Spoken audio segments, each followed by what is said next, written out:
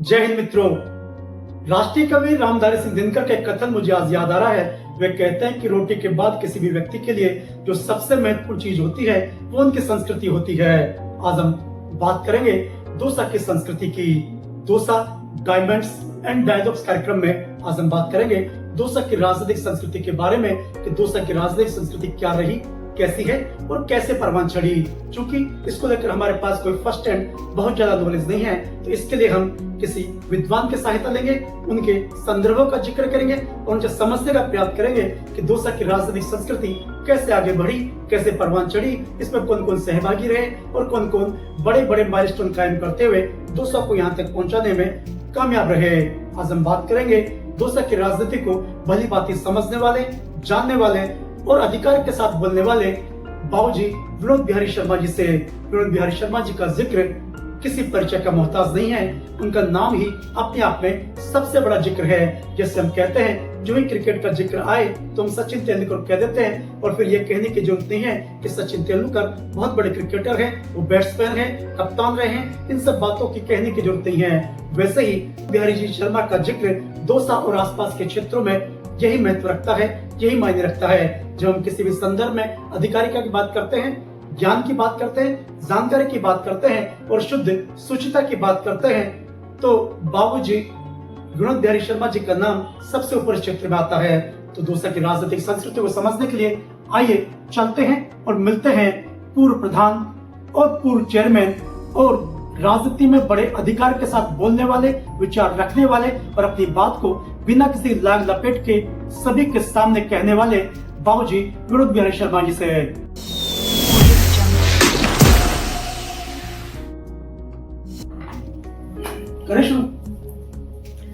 जय हिंद मित्रों, दौसा डायमंड्स के इस विशेष अंक में आप सभी का स्वागत है।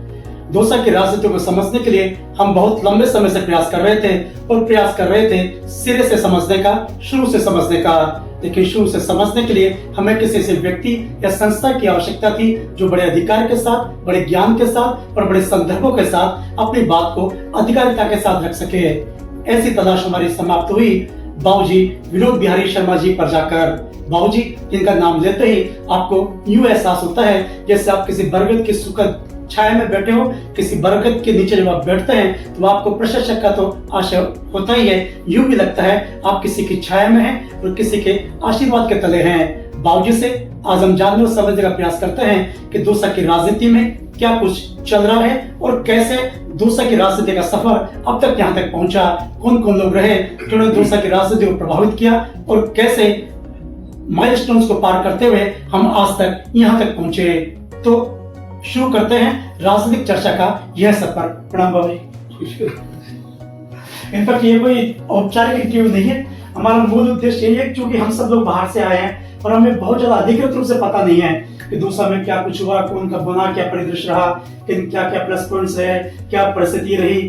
तो एक तो आपसे बात करने का फायदा है कि आप जो कुछ कहोगे वो अधिकार रूप में कहोगे, यानी मैं, मेरी पीढ़ी के लोग, मेरे साथ के लोग ये मान के चलेंगे कि बाबूजी ने कहा कि वो फाइनल है और वो बिल्कुल सही है, उसमें कोई इफ और बट कोई आदमी ऐड नहीं कर सकता। किंतु परंतु सवाल पैदा नहीं होता। तथ्य है जो साक्ष्य है और तथ्य है जो विश्वसनीय है और जो ऐतिहासिक पृष्ठभूमि से आते हैं वही तथ्य मैं कहूंगा। और जो जैसा मैंने सोचा, जैसा मैंने समझा, जितनी मेरे को ईश्वर ने बुद्धि प्रदान की है उसी हिसाब से आपको मैं विश्लेषण बता सकता हूँ। आपसे एक बड़ा फायदा हो रहा है कि जब आपसे मिलते हैं तो बड़े अपनेपन का एहसास होता ही है। दूसरा, जब मैं दौसा में नया पत्रकारिता हमने शुरू की थी तो जब इनफैक्ट मैं आपको नहीं जानता था, नाम सुना था, जब बोलना शुरू किया तो मैं बड़ा चौंका क्योंकि मैंने सीमेंस में काम किया। सीमेंस दुनिया की सबसे बड़ी कंपनी में, उसमें लगभग लंबे टाइम तक काम किया और मुझे खुशफहमी थी कि मुझे थोड़ी सी इंग्लिश आती है और दौसा के लिहाज से तो ठीक ठाक आती है। लेकिन जब आपने बोलना शुरू किया बहुत सारे प्रोग्राम्स में तो मुझे इतना अच्छा लगता था, चाहे हिंदी हो चाहे इंग्लिश हो। हिंदी मेरी थोड़ी ठीक ठाक है कि पापा को पढ़ने का शौक था, उसकी वजह से हमने पढ़ने शौक लगा। लेकिन जिस ढंग से, जिस सभ्यता के साथ आप हिंदी शब्द काम में लेते हैं तो वो चौंकाते हैं कि दौसा में कोई आदमी रह के इतनी गहरी, इतनी बढ़िया नकल हिंदी इंग्लिश सब कुछ धारा प्रभाव बोल रहा है और ऐसा मीठा बोल रहा है कि अंदर तक समझ आता है। तो वो सब बहुत अच्छा लगता है। तभी मुझे लगा कि एक चीज और मुझे बड़ी ताज्जुब डालती थी, आपको जब भी लोग देखते हैं तो बड़ी ईर्ष्या का स्वभाव होता है।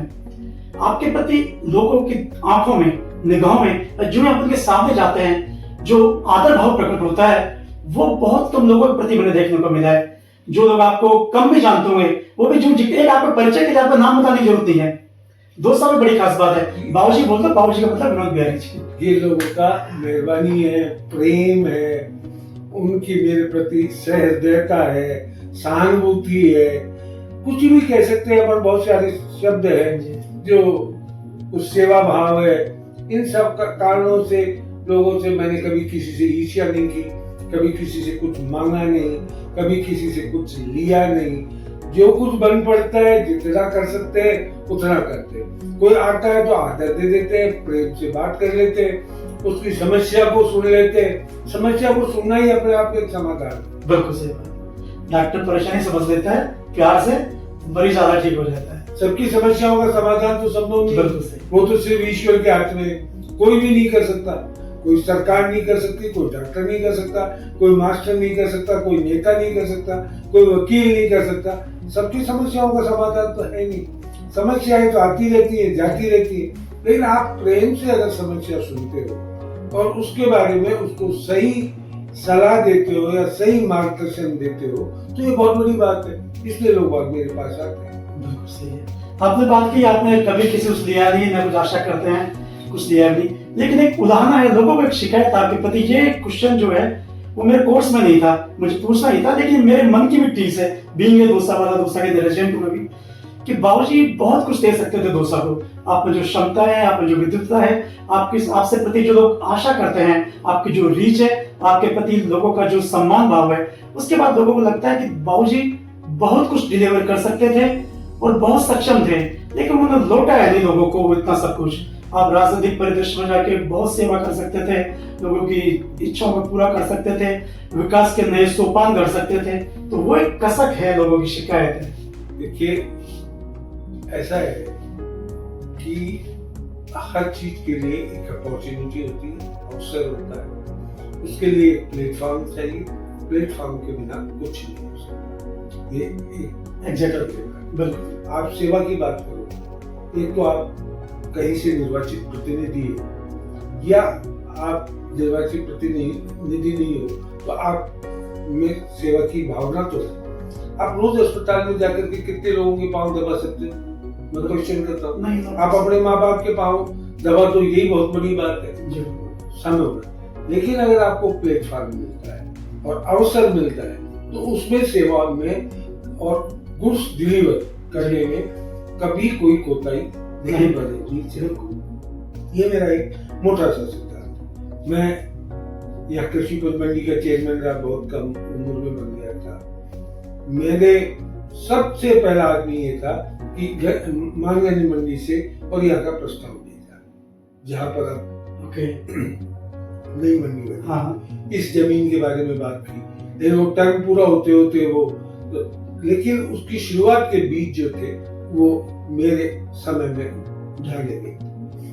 नगर पालिका का चेयरमैन रहा, तो जितना कुछ उस वक्त फंड्स थे या जितना कुछ कर सकते थे वो हमने किया। उस वक्त कर्मचारियों की हालत थी कि ये जो हरिजन, इनका कोई रिकॉर्ड ही नहीं था। अच्छा, आते थे चले जाते थे, कभी किसी की एवजी में कोई आ रहा है। मैंने कहा भाई, इनको सबको रेगुलर तो करो, इनको नियमित करो, इनकी सर्विस बुक तैयार करो, इनके अपॉइंटमेंट्स दो, ताकि इन बेचारों को फैसिलिटी मिले। तो एक प्रशासनिक ढांचे के तौर पर इसको मैंने खड़ा किया, जितना ज्यादा हो सकता था नए अपॉइंटमेंट दिए।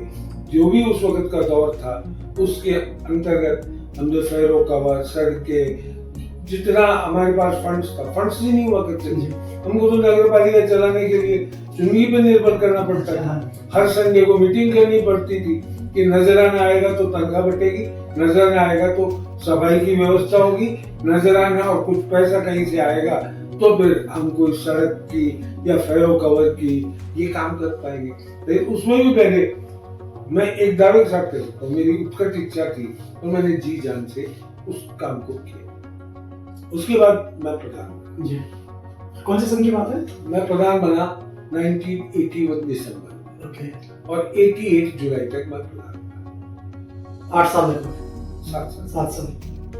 उस वक्त का अगर आप दौर देखेंगे तो जितना काम उन सीमित संसाधनों में हुआ, मेरे ख्याल से वो रिकॉर्ड का। 2 टेन्योर थे, 1 टेन्योर थे, एक टेन्योर। 1 टेन्योर।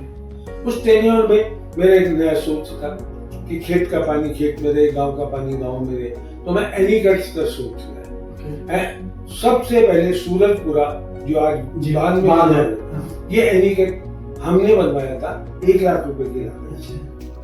थूमड़ी में बनवाया, कासला में एनीकट बनवाया, हरिपुरा में बनवाया, महसरा में बनवाया, मांगाबाटा पर सूरी में बनवाया, सिंगवाड़ा में बनवाया, झांसदावाड़ा में बनवाया, कुंडल में बनवाया, जीरोता में बनवाया।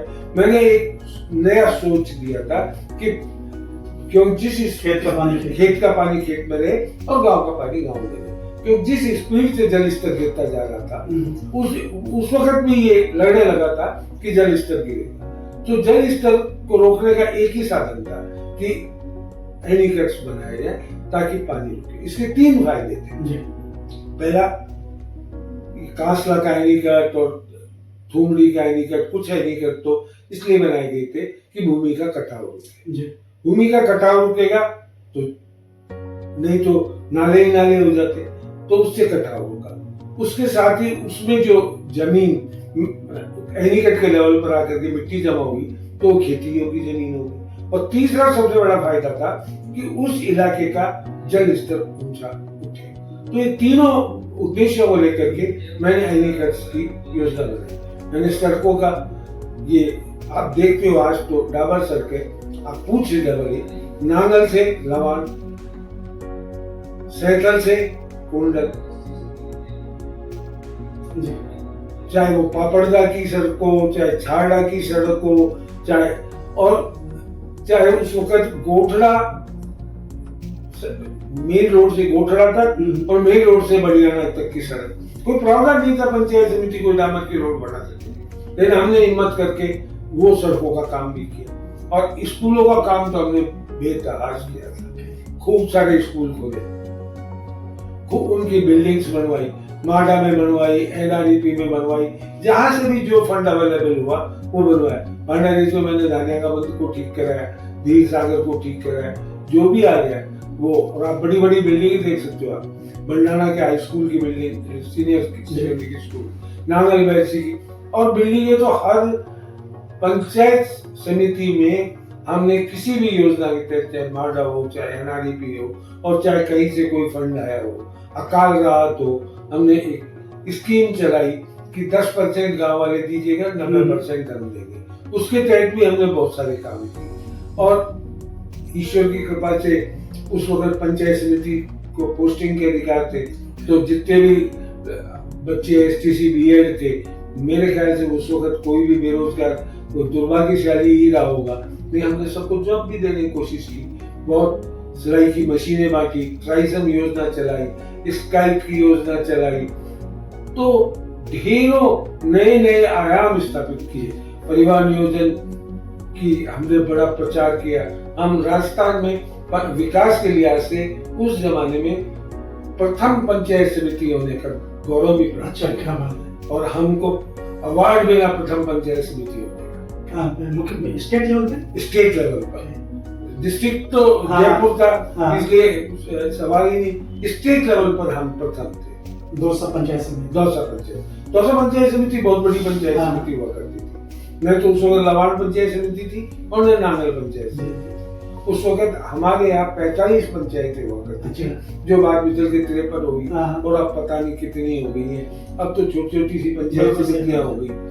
और इस पंचायत समिति में 2 विधानसभा लगती थी। अच्छा, एक तो दौसा विधानसभा का पूरा पार्ट था, और एक 19 पंचायतें हमारी सिकराय पंचायत समिति में लगती थी। राइट फ्रॉम खवा टू लवान, ये जो पचवाड़ी का सारा बेल्ट है, ये सिकराय पंचायत समिति में लगता था। तो ये बहुत बड़ा बेल्ट था, तो बहुत सारे काम भी हुए। और एक काम जो सबसे अच्छा काम मेरे जीवन का वो था, यहाँ मोबाइल सर्जिकल के 4 कैंप।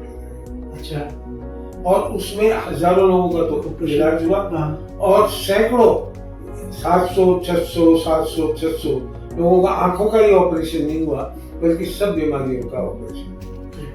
वो आपका टाइम पहली बार हुआ और आखिरी बार और आखिरी बार भी हुआ। उसके बाद मैंने किसी ने इतिहास किया और उससे पहले कभी हुआ था। और मैंने आंखों के कैंप लगाए, आयुर्वेद के कैंप लगाए, एक जीवंत जो पंचायत समिति हो सकती है और जो विकास की अवधारणा के लिहाज से शिक्षा, स्वास्थ्य और सामाजिक विकास और आर्थिक विकास के चहुमुखी विकास के हमने काम किए। बिल्कुल अच्छी बात है। उन्हीं बातों की वजह से लोग अपेक्षा करते हैं, हमेशा आशा रखते हैं कि बाबूजी आगे भी राजनीतिक प्लेटफॉर्म पर कुछ बड़ी भूमिका निभाएंगे।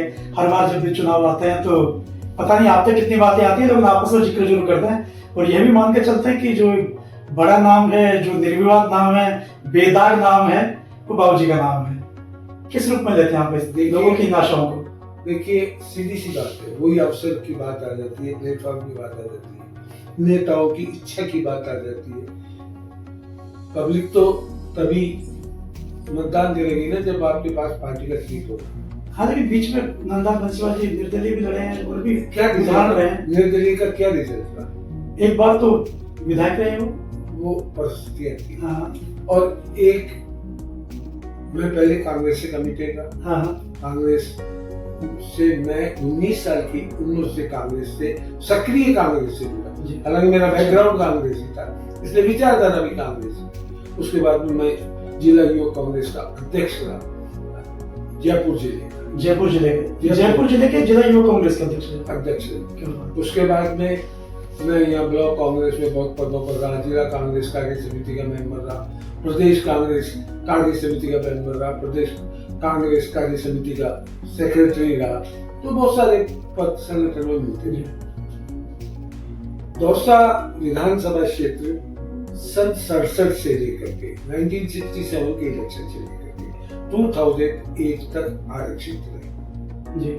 तो जो मेरा जो आपका पीक टाइम था कि जिसमें मैं यंग था, जिसमें मेरी कुछ करने की तमन्ना थी, वो समय निकल गया, वो आरक्षित टाइम रहा। इसलिए मेरे को कोई न तो मौका मिला और न मैंने कोई कोशिश की और न करनी भी चाहिए थी, कर भी नहीं सकते थे। बिल्कुल वैधानिक परिस्थितियां ऐसी थी कि अब चुनाव में 2008 में बहुत स्पष्ट बात करूं, उसके पहले मैं राजस्थान लोक सेवा आयोग में 2003 में चले गया। वहां जाकर के भी मैंने दौसा के लोगों की, दौसा जिले के लोगों की, पूर्वी राजस्थान के लोगों का जितना हक था और जितना मैं कर सकता था संविधान के और नियमों के अंतर्गत रहते हुए, उसमें मैक्सिमम लाभ देने की पूरी कोशिश। लोग मानते हैं, दूसरा भी मानता है। तो ये मैंने पूरा उसके लिए प्रयत्न किया और जितना मैं कुछ कर सकता था मैंने किया और वो करता रहा। 2008 में मैंने विधानसभा का टिकट मांगा, लड़ना भी चाहता था, झूठ क्यों बोलूं, और कोशिश भी पूरी की। अशोक जी गहलोत ने मेरे को आशीर्वाद दिया था, उन्होंने ही कहा था कि आप चुनाव लड़ने की तैयारी करो, मेरे को सबका आशीर्वाद था। अब वो ऊपर जाकर के क्या परिस्थितियां हुई, क्या कारण, मैं उस विश्लेषण में नहीं जाना चाहता, लेकिन नेताओं की जो मैं चाटुकारिता और चमचागिरी बिल्कुल विश्वास मैं आज भी नहीं करता हूँ, पहले भी नहीं करता था और मैं करूंगा। मेरे को टिकट नहीं मिला, 2008 में चुनाव नहीं लड़ा। उसके बाद में मेरी उम्र भी 67 साल हो गई, तब 62 साल थी। फिर कोई बहुत बड़ी इच्छा नहीं रही। एक बार डॉक्टर साहब किरोड़लाल जी ने कहा था कि आप राजपाल से चुनाव लड़ लो, तो मेरी मन की और बहुत सारी बातों की तैयारी नहीं थी, इसलिए मैंने चुनाव नहीं लड़ा और अब कोई चुनाव लड़ने की इच्छा नहीं है। लेकिन लोग अपेक्षा करते हैं, वो कहते हैं बाबूजी कब उतरेंगे, कब लड़ेंगे, क्यों नहीं उतरते, क्यों नहीं लड़ते। अब हमने बताया कि उम्र का जिक्र करते हैं, लेकिन लोगों के गले नहीं उतरती वो बात। उन्हें लगता है कि you are the best choice. मैं 78 साल का हो गया। अच्छा, आई एम 78। मैं टिकट मांगने के नहीं गया जी, मैं किसी के आगे हाथ नहीं पसारूंगा। अगर कोई राजनीतिक दल मेरे को टिकट दे तो मैं चुनाव लड़ने से मना भी नहीं करूंगा। हाँ, और मेरा तो सीधा सा सिद्धांत है, पब्लिक में जाऊंगा, मेरे से अच्छा कोई मिलता है उसको वोट दे दीजिएगा। अच्छा, मैंने कुछ किया हो हाँ। तो मेरे को वोट दे दीजिएगा। मैं तो ये भी नहीं कहूंगा कि मेरे को दो ही दो। जी। मेरे से अगर कोई बेटर चॉइस है आप उसको वोट दीजिएगा, आप उसको लगाइएगा। मैं मेरे आराम से मस्त घर रहता हूँ और जितना कुछ हो सकता है ऐसे करता हूँ। दोसा हमारा जो जिला है ये जयपुर के इतने करीब है और बहुत सी संभावनाएं, बहुत कुछ हो सकता था इतने सालों में, तो जितना कुछ हो सकता था उतना नहीं हो पाया। आप भी महसूस करते होंगे, बाकी सब भी महसूस करते हैं। तो इसके पीछे क्या कुछ कारण समझ में आते हैं? राजनीतिक इच्छा नहीं थी या लोग ब्रैकेट्स में बंधे हुए थे? नहीं, ऐसी बात तो नहीं है। राजनीतिक इच्छा नहीं थी या ब्रैकेट्स में बड़े हुए थे। एक तो यह कि आप भौगोलिक परिस्थितियां देखें तो दौसा जयपुर के बहुत नजदीक है। हाँ जी। तो व्यापार के लिहाज से अगर किसी को 2 पैंट और 2 शर्ट और एक जूते की जोड़ी भी खरीदनी है तो जयपुर चले जाता है। कुछ यहाँ पर संसाधन भी उस तरीके के विकसित नहीं है। जितना अच्छा हॉस्पिटल होना चाहिए था उतना अच्छा हॉस्पिटल नहीं है। हॉस्पिटल की बिल्डिंग तो बहुत बड़ी है, लेकिन क्वालिटी आप देखोगे तो रेफरल हॉस्पिटल के अलावा कुछ नहीं है। रेफर टू जयपुर, तो फिर क्यों लोग रुकेंगे? एजुकेशन की बात है तो पहले तो यहाँ मेडिकल कॉलेज भी नहीं था, इंजीनियरिंग कॉलेज जरूर बाद में आए, लेकिन फिर भी अच्छी कोचिंग हो तो जयपुर जाएगा आदमी। अच्छी एजुकेशन बच्चों को करानी है तो जयपुर जाएगा। यहाँ पर उस तरीके का इंफ्रास्ट्रक्चर डेवलप होने में बहुत समय लग गया। अब लगता है कि कुछ विकसित होने लगा। दूसरी बात ये थी कि यहाँ बाहर से लोग आ जाते थे। अब दौसा की जो पुरानी आबादी थी वो तो मेरे ख्याल से 10-20% से ज्यादा नहीं, बिल्कुल बाहर के लोग आए। यहाँ के लोग पलायन करके जो भी आर्थिक तरीके से थोड़े भी मजबूत थे वो जयपुर चले गए। कोई दिल्ली चले गया, कोई आगरा चले गया, कोई ज्यादातर लोग जयपुर चले गए। तो जो विकास का एक माहौल, विकास की दूरी होती है आर्थिक विकास जी। आर्थिक विकास से ही डेवलप। बिल्कुल सही। यहाँ कोई इंडस्ट्री नहीं है। यहाँ पहले एक गोरचा जेएमडीएस थी। हाँ। इसमें उस जमाने में 500-600 आदमी काम करते थे, तो वो इकोनॉमी में पैसा आता था। तो चाय वाला है, कपड़े वाला है, बिल्कुल सही, ढाबे वाला है, सर्कुलेट हो रहा था। ये भी धीरे धीरे बंद हो गई। और यहाँ पर रोजगार के साधनों का अभाव आज भी है, इसमें कोई दो राय की बात नहीं। और बिना रोजगार के साधन विकसित हुए कोई समाज, कोई देश, कोई जिला विकास के पथ पर अग्रसर नहीं हो सकता। यानी सबसे बड़ी आवश्यकता है कि रोजगार के उद्योग विकसित हो। और उद्योग विकसित हो सकते हैं यहाँ पर, लेकिन उद्योग विकसित हो नहीं पा रहे। ले दे करके कुछ फैक्ट्रियां हैं पत्थर तोड़ने की, वो वापी में वो भी माइंस से प्रभावित हो जाती है, तो वो बंद होने के कगार पर है। वो भी लंबी सांसें ले रही है। और यहाँ पर विकास के लिए हमको सोचना चाहिए। तो कृषि आधारित उद्योग यहाँ पर विकसित होने चाहिए। जब आपने राजनीतिक आपकी समझ जागृत हुई, जब आप समझने लगे राजनीति, उस समय क्या परिदृश्य था? कैसे जर्नी बढ़ी? 1952 में पहली बार चुनाव हुए थे शायद यहाँ 1952 में पहली बार चुनाव। उस समय कौन कौन कैंडिडेट थे? उस वक्त दौसा डबल मेंबर कॉन्स्टिट्यूएंसी हुआ करती थी। हाँ। तो दौसा डबल मेंबर कॉन्स्टिट्यूएंसी जो पार्ट है, दर्शक क्या समझ? जैसे एक कॉन्स्टिट्यूएंसी दौसा, हाँ, और एक कॉन्स्टिट्यूएंसी लालसोट, ठीक है। तो दोनों कॉन्स्टिट्यूएंसी मिला करके वोट पड़ते थे। एक जनरल सीट होती थी, हाँ, और एक आरक्षित सीट होती। एक ही सीट पर 2 उम्मीदवार चुने जाते थे, एक आरक्षित वर्ग से और एक सामान्य वर्ग से। तो सन 52 में दौसा और लालसोट एक साथ थे। तो कांग्रेस से लगे थे रामगंज जोशी और रामलाल जी बंशीलाल, इसी परिवार के, सोमलाल जी के छोटे भाई। और बीजेपी नहीं थी, जनसंघ, रामराज्य परिषद थी।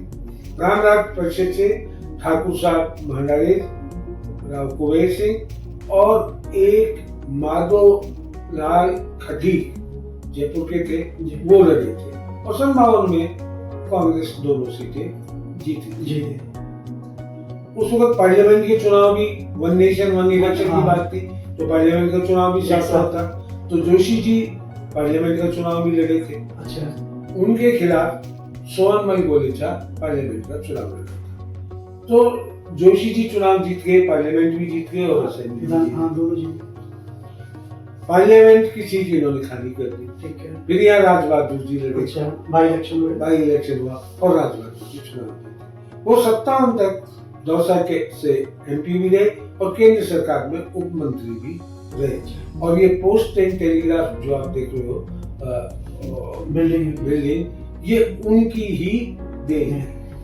ठीक 67 के बाद फिर नहीं, बहुत बात तो हाँ बावन 57 में 57 में दौसा और सिकराय शामिल हो गई। अच्छा एक सीट एसटी की हो गई, एक सीट जनरल हो गई। तो एसटी की सीट पर कांग्रेस के उम्मीदवार थे रामसाई जी नांगलबैल सिंह वाले, अच्छा। मीना और जोशी जी रामगढ़ जोशी जी। और जो विपक्ष में निर्दलीय उम्मीदवार थे वो थे गज्जिया पटेल सिकराय का, मीना का और रामधन पटेल खैरवाल के जो गुजरे। तो वो कांग्रेस जीती, कांग्रेस हार गई। अच्छा दोनों सीटों में। दोनों सीटों में। अच्छा कांग्रेस या ये बावन लोग किस पार्टी से खड़े होते हैं? सब कौन सी पार्टी? निर्दलीय थे, निर्दलीय। लेकिन इनका एक कॉम्बिनेशन था। अच्छा। उस वक्त की राजनीति में आप जाओगे तो हाँ पी लीजिए। ये हमारा जो शो अनकट अनस्क्रिप्टेड होता है, तो इसमें कुछ भी छुपा हुआ नहीं, जो कुछ भी लाइव चलेगा। बाबूजी को पानी की तरह कहा, बाबूजी पानी पियेंगे, कोई शुद्ध इतने अपन बात करते हैं। अगर पानी लाना मैं बोलूं, सुन लिया। पानी चाहिए होगा मित्र ने।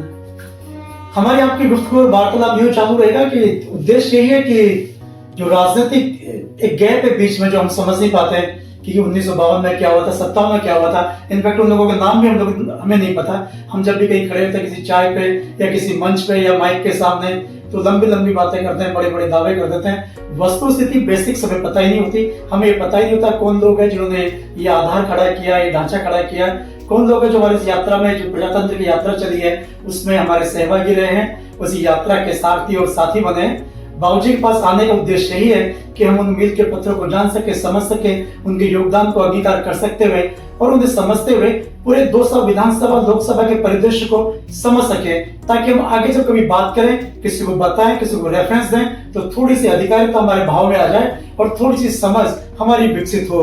तो इन्हीं मूल भाव के साथ इसमें बीच बीच में हम क्वेश्चन भी करते हैं जहां भी लगता है कि नाम कभी सुना नहीं, इनका हमने जिक्र नहीं सुना, कौन किस। ऐसी भी बहुत सी पार्टियां हैं जिनका जिक्र, जैसे रामराज पार्टी का आपने जिक्र किया, मेरे जहन में नहीं थी। मुझे था कि जनसंघ या सोशलिस्ट पार्टी वगैरह वो थी, एक राजा महाराजाओं की पार्टी बनी थी उस समय। हाँ, तो वहां तक हमारी जानकारी सीमित थी। अरे मित्र कोई इशू नहीं, इधर से आइए पीछे से, प्लीज मुझे दे दीजिए। तो ये सारे रेफरेंस एकत्रित करने के लिए कोशिश है। हाँ,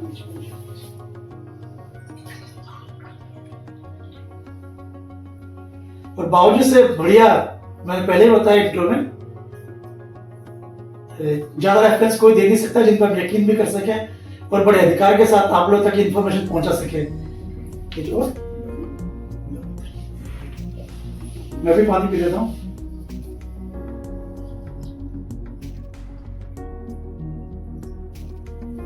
हाँ, तो आप बता रहे थे कॉम्बिनेशन था उस समय 57 का कॉम्बिनेशन। हाँ, 52 के बाद में राजस्थान की राजनीति में एक ऊंचा है। 52 के बाद, ठीक है। जयनारायण जी व्यास मुख्यमंत्री बने। जी, जयनारायण जी व्यास को मुख्यमंत्री बनने के बाद में मेवाड़ की राजनीति में एक करवट ली और मेवाड़ की राजनीति में माणिकलाल वर्मा जैसे लोग, जो कि उदयपुर के बहुत बड़े नेता हुआ करते थे, उन्होंने एक मेवाड़ की राजनीति खड़ी करके मोहनलाल सुखाड़िया को प्रोजेक्ट किया। और आप उस वक्त की नैतिकता की बात करेंगे तो आप पढ़ना कहीं पर आपको मिले, मैं नहीं तो आपको मैं दूंगा इतिहास। जयनारायण व्यास जी को जवाहरलाल जी भी पसंद करते थे और वल्लभ भाई पटेल भी पसंद करते थे। तो इन लोगों ने एक तरीके से इनका अविश्वास लाने की बात करी पार्टी के अंदर। तो जवाहरलाल जी ने कहा कि व्यास जी, जयनारायण व्यास को व्यास जी आप कैबिनेट में से इनको निकाल क्यों नहीं देते हो, मथुरदास माथुर, मोहनलाल सुखाड़िया इनको? जी बोले नहीं, ये नैतिकता के विरुद्ध बात। क्या बात है। क्या नैतिकता थी? ये नैतिकता के विरुद्ध बात है। मैं विश्वास मत पेश करूंगा, अगर हो गया तो ठीक है, हाँ। नहीं हुआ तो इस्तीफा दे हाँ, दूंगा। हुआ यही कि कुमारराम आर्य, मथुरदास माथुर, मोहनलाल सुखाड़िया, इनके हेड थे माणिकलाल जी वर्मा, जी ये सब लोग अगेंस्ट हो गए और जयनारायण जी व्यास विश्वास मत प्राप्त नहीं कर पाए और उन्होंने इस्तीफा दे दिया। उनसे किसी ने पूछा कि लोग रोने लगे, यू आर डेड ऑनेस्ट आदमी, उनकी ईमानदारी का बढ़िया व्यवस्थित थी, आजादी के बड़े नाम थे। तू क्यों रोता है भाई, हमने तो अपनी चिता खुद ही जलाई। अच्छा, तो ये कवि भी थे, कवि थे, पत्रकार थे। हाँ। तो रामकरण जी जोशी व्यास जी के कैंप के थे। अच्छा, तो एक विरोध शुरू हो गया। विरोध शुरू हो गया तो सन 54 के बाद में यहाँ पर कुमारराम जी आर्य ने एक नारा दिया किसान का, और उस किसान के नारे में उन्होंने कांग्रेस को हराने के लिए एक गुजर मीना पैक्ट किया। अच्छा। और उस पैक्ट के तहत गज्जिया पटेल और रामधन पटेल को चुनाव लड़ाया और जोशी जी और रामसाई जी सन 57 का चुनाव हार गए। क्या बात है, ये जानकारी बहुत से लोगों नहीं होगी, हमें ही नहीं है, जो तो हम अपने आप को जो समझते हैं कुछ जानते हैं। 57 के बाद फिर कब हुए चुनाव? 1962 में, फिर 62 में चुनाव हुए। 62 में क्या रहा? कौन 62 के पहले राजमाता गायत्री देवी ने एक पार्टी बनाई, सी राजगोपालाचारी ने बनाई। ईमानदारी की बात, चक्रवर्ती राज जो प्रथम गवर्नर इंडिया के थे, आजाद भारत के। आजाद, उन्होंने वो पार्टी भी क्यों बनाई, मैं आज आपको बहुत अच्छी तरह इस देश की राजनीति लेफ्ट और राइट चली है, वामपंथ और दक्षिणपंथ। और जो कांग्रेस थी न वो वामपंथ में थी न दक्षिण में। कांग्रेस का झुकाव केंद्र में होते हुए भी वामपंथ की तरफ को सही, जवाहरलाल जी के बारे। तो सी राजगोपालाचारी लेसर फेयर थ्योरी के पक्ष में थे, खुला व्यापार। अच्छा, इसका मीनिंग क्या होता है? खुला व्यापार, ओपन ट्रेड। हाँ, बिल्कुल कम से कम गवर्नमेंट का चेकअप हो, राष्ट्रीयकरण नहीं हो, ये सब बातों को लेकर के लाइसेंस राज नहीं हो, ये तो सी राजगोपालाचारी ने वो पार्टी बनाई। उसमें हिंदुस्तान के बड़े बड़े सारे सेठ और राजा महाराजा शामिल। स्वतंत्र पार्टी नाम है, उसका नाम था स्वतंत्र पार्टी। चुनाव चिन्ह था तारा। अच्छा। और नीला झंडा हुआ करता। तो राजमाता गायत्री देवी जो बहुत प्रभावशाली थी, वो राजस्थान में थी, महाराणा लक्ष्मण सिंह थे, बहुत लोग थे, बड़े बड़े लोग थे, तापड़िया, सोमानी, मुरार का जो कमल मुरार का के फैमिली, मुरार का, के बिड़ला, ये सारे लोग स्वतंत्र पार्टी में थे और सारे महाराजा थे जी। तो एक बड़ी प्रभावशाली पार्टी बनी और सन 62 में उस प्रभावशाली पार्टी के उम्मीदवार सब जगह खड़े और नतीजा ये हुआ कि यहाँ पर मूलचंद जी चौधरी जो इंदर अपने पास रहे दादाजी, वो चुनाव लड़े और ऐसा तूफान चला कि स्वतंत्र पार्टी ने बिल्कुल क्लीन स्वीप कर दिया, कांग्रेस को बाहर कर दिया। कांग्रेस को वहां तो बाहर नहीं, राजस्थान में जयपुर जिले में। अच्छा। और सवाई माधोपुर, टोंक, जहाँ राजमाता का प्रभाव था, वहां पर बिल्कुल साफ हो गया। तो बात सकते जोशी जी। उसके बाद में तो ये सीट आरक्षित हो गई 67 बार से। ये सोमनाथ बंसीवाल जी, इनका पदार्पण कब हुआ?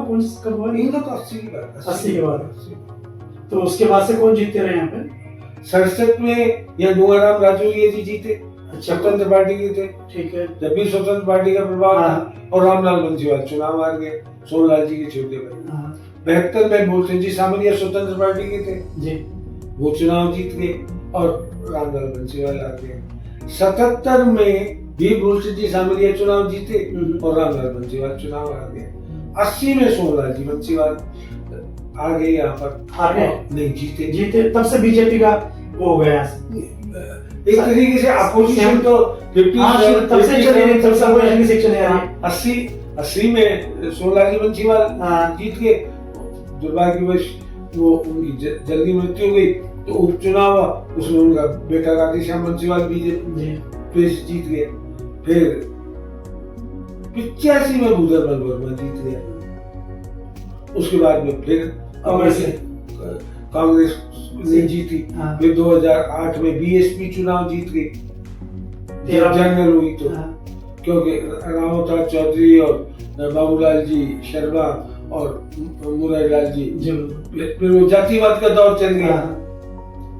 बिना वोट एक जगह हो गया तो जनरल वोट डिवाइड हो गया, रामावतार चौधरी में और बाबूलाल जी में, तो मुरारीलाल जी जीत गए। 13 में शंकरलाल जी, फिर 18 में मुरारीलाल जी, 18 में और 23 में मुरारीलाल जी। अब जो वर्तमान परिदृश्य जैसे बाई इलेक्शन है, उसमें क्या देखते हैं आप, क्या समझ में आता है? अभी तो परिस्थितियां मेरे को लगता है कि कुछ स्पष्ट नजर नहीं है जी। स्पष्ट नजर इसलिए नहीं आती कि ये दौसा जिला एक तरीके से अब जातिवाद के हवाले हो। हाँ, विकास पे बात नहीं होती, ये विकास तो कोई मुद्दा है ही नहीं, बात ही नहीं होती, और विकास तो कभी चुनाव में मुद्दा नहीं रहेगा। ये मैंने 1989 में कहा था। अच्छा। और जो लोग मेरे साथ थे उनको कहा था कि विकास कोई मुद्दा नहीं है।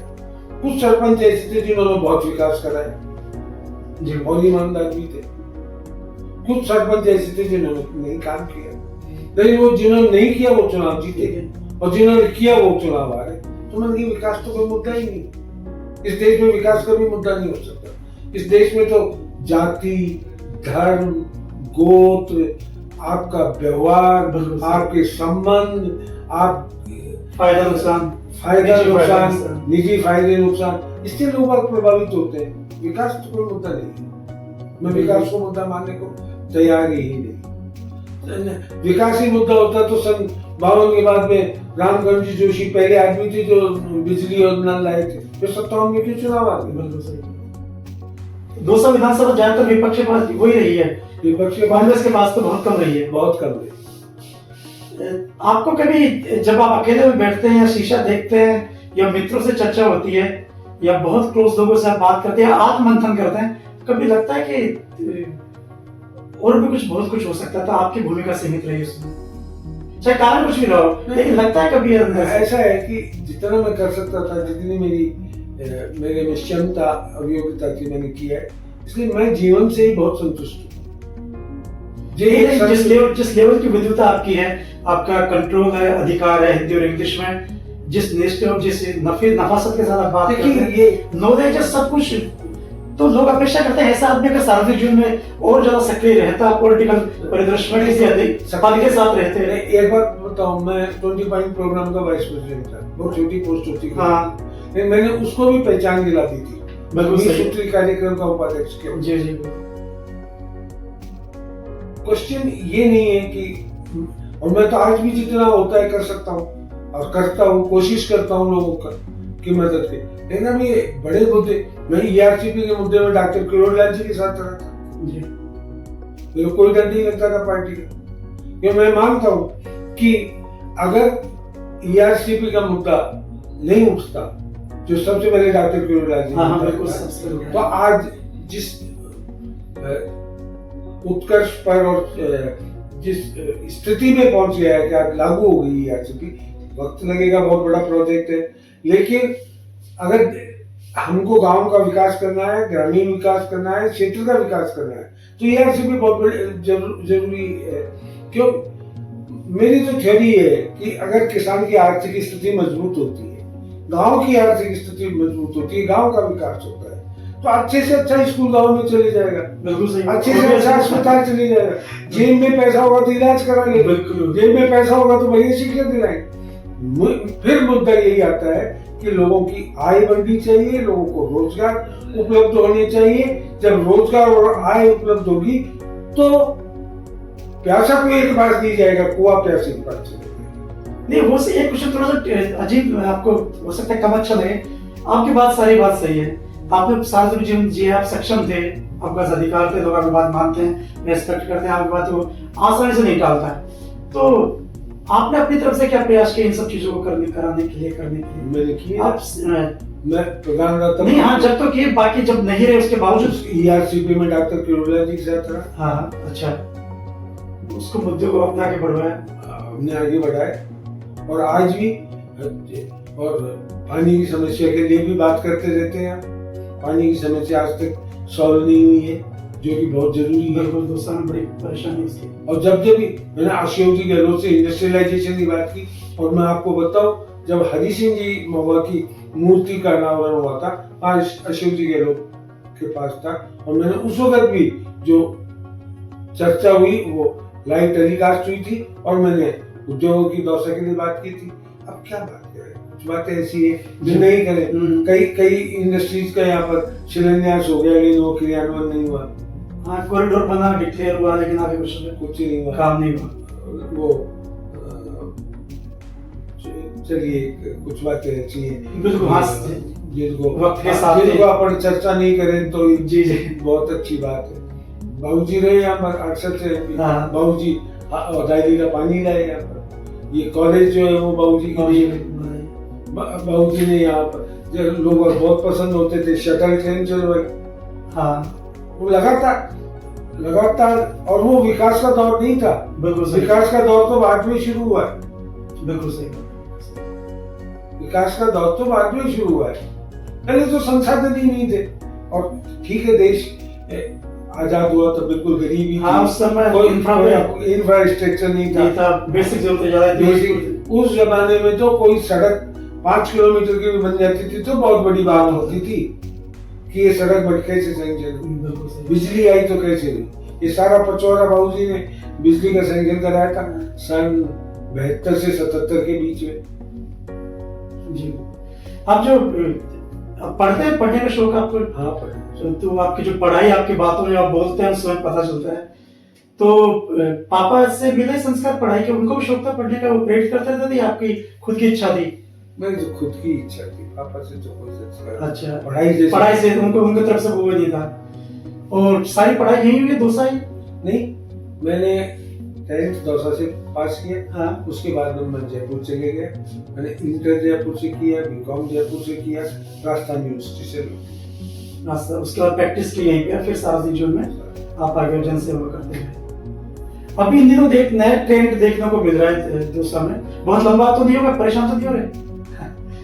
ये ट्रेंड, समाज सेवी और जो नए युवा हैं वो बड़ी तेजी से दावा कर रहे हैं। उनकी मूल भावना भी हो सकती है कि हम समाज सेवा करें, जोर शोर से करें, तो उनको देखकर आपको क्या लगता है कि कोई बदलाव आएगा?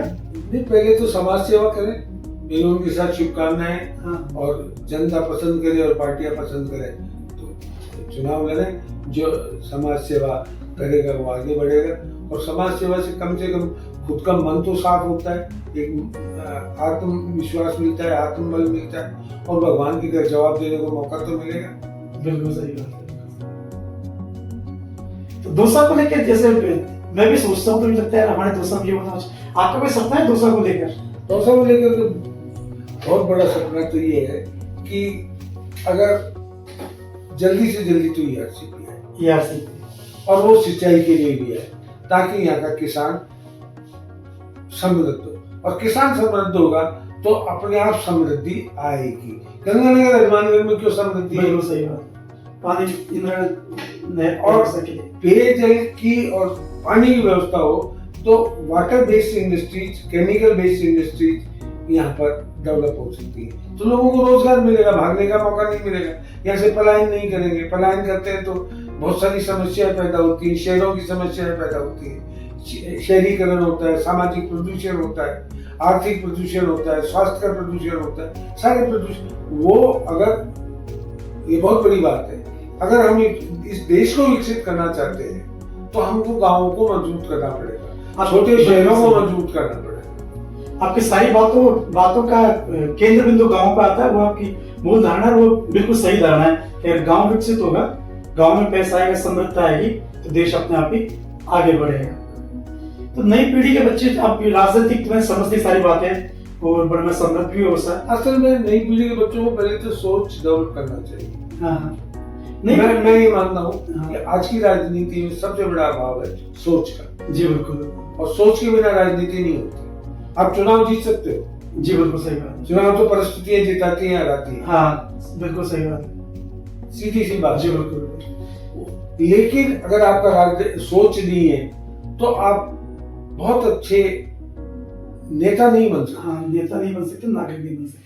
मैं कई बार बच्चों से पूछता हूँ, बच्चों का मतलब है जो वोट देने काबिल है, उनका एक भाव है, राजनीति के प्रति विरक्ति है, अवहेलना है, और ये समझते हैं कि ठीक है वोट दिया तो दिया, नहीं दिया तो कोई बात नहीं। आपकी बात से 100% सहमत हूँ। आज अच्छे लोग, अच्छे चरित्र वाले लोग, अच्छी सोच वाले लोग, अच्छे पढ़े लिखे लोग राजनीति में आना ही नहीं चाहते जी। उसका कारण है राजनीति भ्रष्ट होगी, और आज भ्रष्टाचार चरम सीमा पर है। और नेता सेवा के लिए नहीं आना चाहता जी, सत्ता के लिए आना चाहता। सत्ता के लिए आना चाहते हैं बिल्कुल। और राजनीति का आज की तारीख में केंद्र बिंदु न देश रहा है, न राष्ट्र रहा है, न सोच रहा है, सत्ता ही रह गई है कि हम कैसे सत्ता प्राप्ति करें। और सत्ता प्राप्ति ही एकमात्र उद्देश्य राजनीति का होगा। जबकि चाणक्य ने ये कहा था कि राजनीति का अर्थ सत्ता प्राप्ति नहीं है, राज करने की नीति है कि आप किस तरीके से अपने इलाके को समृद्ध, सुसंस्कृत और शांतिपूर्ण और सौहार्दपूर्ण माहौल में आगे ले जा सकते हो। अगर ये कैपेसिटी है तो, और इसको करने के लिए जो सिद्धांत चाहिए वो राजनीति के सिद्धांत है। लेकिन चाणक्य का ही उल्टा कर दिया लोगों ने, तो राज प्राप्ति करने की नीति को राजनीति बना। बिल्कुल सही बात। और पब्लिक में भी वही मैसेज पहुंचा दिया। इसमें एक चीज और मुझे और लगता है कि एक लंबे समय तक फिल्मों के माध्यम से हमें यह दिखाया गया कि पॉलिटिशियन करप्ट होता है, बुरा होता है, तो वही चीज धीरे धीरे लोगों के मन में चली। उसका कारण है कि चाहे साहित्य हो जी, और चाहे पिक्चर्स, तत्कालीन समाज का दर्पण है, आईना है। तो मैं मानता हूँ कि इतना तो नहीं होता, लेकिन कुछ तो है। बिल्कुल। बिना आग के धुआं नहीं होती। उसी तरीके से कहीं तो भ्रष्टाचार है, इसीलिए लोगों की परिकल्पना में ये बातें आती हैं और उनको वो विस्तृत रूप से पटकथा के रूप में प्रस्तुत करते हैं। बिल्कुल सही। मैं अभी एक किताब पढ़ी जी, अमीश की लिखी हुई है, राम के नाम से। तो दशरथ के राज्य और रावण के राज्य की उसने, रावण में लाख बुराई होती व्यक्ति, उसने कही दशरथ से के राज से ज्यादा अच्छा राज्य रावण का था। समृद्ध था, विकसित था, सुशासित था। दशरथ का राज्य इतना अच्छा नहीं था। इस बात को तो एग्री करना पड़ेगा, चाहे उसकी व्यक्तिगत बुराइयां कुछ भी हो। तो मैंने कहा इस राइटर ने बड़ी गंभीरता से और हिम्मत भी दिखाई। जी, कुछ और संदेश, कोई बात आप रह गई है जो आप कहना चाहें, मैसेज देना चाहें? मैं तो ये मानता हूँ अच्छे लोगों को राजनीति में आना चाहिए। अगर धीरे धीरे अच्छे लोग पलायन कर गए तो ये फिर राजनीति किन लोगों के हाथ में जाएगी, ये परिकल्पना के बारे में। बिल्कुल सही। और राजनीति के जरिए ही जो नेता का अर्थ होता है कि वो आदर्श होता है, वो क्या स्थापित करता है, पब्लिक तो उसको फॉलो करती है जो नेता होता है। इसलिए अच्छे गुण वाले, अच्छे चरित्र वाले नेता सामने आए और वो ही चुनाव जीते और वो सर्व समाज को लेकर के साथ चलने की बात करें, पर्टिकुलरली समाजों की बात नहीं करें जी।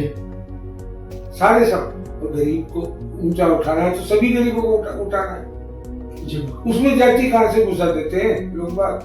इसलिए एक व्यापक दृष्टिकोण के लोगों को राजनीति करना चाहिए और व्यापक दृष्टिकोण के साथ सत्ता का सहयोग लेकर के और कार्य करना चाहिए। तो इन दिनों कौन सी किताब पढ़ रहे हैं? अभी पढ़ी थी ये जो अमीश की आपने बताई, अमीश की राम पढ़ी। और किसी को राय देनी हो राजनीति को समझने के लिए, अच्छा इंसान बनने के लिए, तो किस तरह कौन सी किताबें आप बताना चाहें?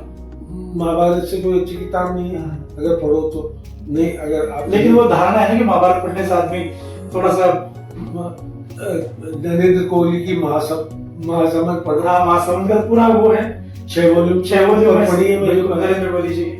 उन्होंने pocket edition Hind pocket book से आया था उनका, बहुत अच्छी किताब है। उन्होंने तो उसको वैज्ञानिक आधार भी दिया है, पूरी कहानी को वैज्ञानिक आधार भी दिया। गांधी जी की किताब पढ़ो, हाँ, जवाहरलाल जी की भारतीय खोज पढ़ो जी। आप आत्मकथा भी पढ़ते हैं? हाँ, पढ़ी है मैंने। सोचा भी कभी अपने बारे में लिखने का? इतने बड़े आदमी नहीं है, मेरी कमजोरी में बोल तो सकता हूँ, हाँ, मैं सोच भी सकता हूँ। नहीं, जब मंच में बोलते हैं ना तो मजा आता है सुनने में, आपको सीखने में, सच में। बाकी लोगों को लगता है कि कब खत्म होगा, जब आप बोलते हैं तो लगता है कि नहीं बोलते रहे। बहुत बार ऐसा हुआ कि जाना था किसी अकेले किसी काम के लिए, लेकिन जो ये लगता था कि चलो बाबूजी सुन जाएंगे, बाबूजी सुन जाएंगे, जबकि बहुत ज्यादा भीड़ थी तब भी मन के भाव ये रहते हैं। और जब आप बोलने लगते हैं तो लगता है कि लंबा बोले तो और ज्यादा बेहतर है, हम अपने आप को समृद्ध करते हैं। इसके लिए आपका ये मेरी योग्यता की बात नहीं, ये आपका स्नेह है जो बोल रहा है। नहीं, मैं व्यक्तिगत रूप से नहीं कर रहा, मैं उन लोगों का प्रतिनिधित्व कर रहा हूँ, उनका भी स्नेह है, उन सबका, उनका भी स्नेह है। और स्नेह में सम्मान का भाव और मिश्रित हो जाता है क्योंकि उम्र के साथ। हाँ, नहीं, आपके प्रति जो सम्मान है ना वो मैं इंटरव्यू में कहना चाहता था, मैं सोच के आया था कि आपके प्रति जो सम्मान है ना वो एक उम्र, सिर्फ उम्र का सम्मान नहीं है, वो आपकी विद्वता का, आपकी सदाचारता का, आपकी सज्जनता का, आपकी जानकारी का। एक अच्छी चीज हो रहा है, आप चेहरा देख के खुश करने का प्रयास नहीं करते, आप वही कहते हैं जो सही है, उसमें चाहे संदर्भ कोई भी हो। ये बहुत अच्छी बात है, बहुत साहस की बात है। और चाहे वो मंच में हो चाहे निजी में हो, आप सही बात कहते हैं, अब इसे खुश करने के लिए नहीं कहते। लोगों विकास की बात करते हैं जी। ये सरकारें क्या कर रही है पता है? लोग नारे देते हैं, बात करते हैं और नारे देते हैं। आप कॉलेज खोलते हो तो आप कॉलेज की बिल्डिंग तो बनाओ, कॉलेज के लिए लेक्चरर्स तो लाओ, कॉलेज के लिए प्रयोगशालाएं तो बनाओ, वहां पर लेबोरेटरीज तो बनाओ, क्लासरूम्स तो बनाओ। खाली कॉलेज खोल देने से क्या होता है? बिल्कुल सही बात। इतने सारे एसडीएम ऑफिस वगैरह खुल गए, उनकी बिल्डिंग से अधिकारी आप ये मानो कि उपादेयता और उपयोगिता क्या है, और ये क्या गुड्स डिलीवर कर रहे हैं? आप खाली पॉपुलस करवाने के लिए पॉपुलस मेथड्स को क्या काम में ले रहे हो? बिल्कुल सही बात। आप बात करो ना यथार्थ के धरातल पर, और उसका आपको चाहे एक ही कॉलेज बनानी है लेकिन उसको पूर्ण विकसित तो करो। बिल्कुल सही। चपरासी और एक प्रिंसिपल और एक बाबू के भरोसे कॉलेज चले तो क्या क्या देना चाहते हैं, क्या आप देना चाहते हैं? तो अभी कांग्रेस पार्टी से है? मैं 2008 के बाद में किसी भी पार्टी का सदस्य नहीं हूँ, फ्रीलांसर। अच्छा, 2008 से किसी पार्टी के सदस्य नहीं? न कांग्रेस का, न बीजेपी का, न समाजवादी, न वामपंथी, न कुछ। मेरी जस्ती है जो तो बोलता हूँ, जस्ती जैसे कोई अपने इच्छा के साथ निर्णय लेते हैं, जो मेरी अंतरात्मा कहती है वो सबसे बढ़िया तरीका है। और वही बेस्ट पॉलिटिक्स में राज की नीति भी है कि आत्मा का इंसान चलो, आत्मा अच्छा ही कहती है, आत्मा तो कभी गलत बोलती है। अच्छा, जो अच्छा लगेगा कर देंगे, अच्छा नहीं लगेगा नहीं करेंगे, बिल्कुल अच्छा नहीं लगेगा घर बैठ जाए। इन चुनाव में कितनी सक्रियता रहेगी, क्या मान के चलते हैं? अब ये तो उम्मीदवारों पे निर्भर है। कौन क्या करता है। आपके मन का सब उम्मीदवार आएगा, कैंपेनिंग वगैरह मदद करो, कैंपेन करेंगे, बोलेंगे भी मदद। अगर मन का उम्मीदवार आ गया तो मदद करो। मन का उम्मीदवार वही है जो अच्छाई की तरफ खड़ा हो, जो चरित्रवान, जो विकास के प्रति प्रतिबद्ध हो, और जिसके बारे में मेरी ये मान्यता हो कि अच्छे चरित्र का व्यक्ति है, और इससे दौसा के विकास की अवधारणा को बल मिलेगा उस व्यक्ति को। किसी भी पार्टी का हो, किसी भी दल का हो, किसी भी पार्टी का हो, अनकंडीशनल सपोर्ट है उस व्यक्ति को, अनकंडीशनल। चलिए, इतनी उदारता बहुत बड़ी बात है, और ये सब पढ़ाई के बाद ही, सोच के बाद ही, गहराई के बाद ही आ पाती है।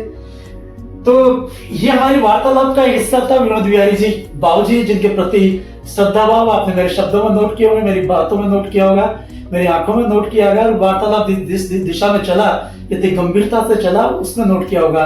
और ये भाव मेरे निजी नहीं है, मेरे ये भाव पूरे मेरी जो जनरेशन है, दूसरा के जो लोग हैं, उनका एक तरह से ये प्रतिनिधित्व है। हो सकता सभी का नहीं हो, लेकिन अधिकांश लोगों का ये प्रतिनिधित्व है। ये वार्तालाप हमने इस पर कोशिश की, दोसा की राजनीति को समझने की, दोसा के राजनीतिक इतिहास को जानने की और दोसा विधानसभा और लोकसभा के इतिहास में जो लोग सहभागी रहे, जिन्होंने सहभागिता की, जो यहाँ तक ले गए, उनके नामों को जानने की, समझने की और उनके योगदान को परखने की। साथ ही नैतिक मूल्यों को लेकर बाबूजी का सोचते हैं, इनके जीवन के आधार क्या है, किन बातों को तय करते हैं, इनकी राजनीति के मूल आधार क्या है और वर्तमान परिदृश्य में ये क्या सोच के चल रहे हैं, किस तरह की राजनीति को आगे देखते हैं, किस तरह के उम्मीदवारों को सपोर्ट या उनका विरोध करने की सोच रहे हैं, क्या मानकर चलते हैं, दोसा के विकास की इनकी अवधारणा क्या है, इनकी विचारधारा क्या है। इन सब बातों को नक्शल में हमने धीमे धीमे अंगीकार करने का प्रयास किया, समझने का प्रयास किया और समझते हुए आप तक पहुंचाने का प्रयास किया।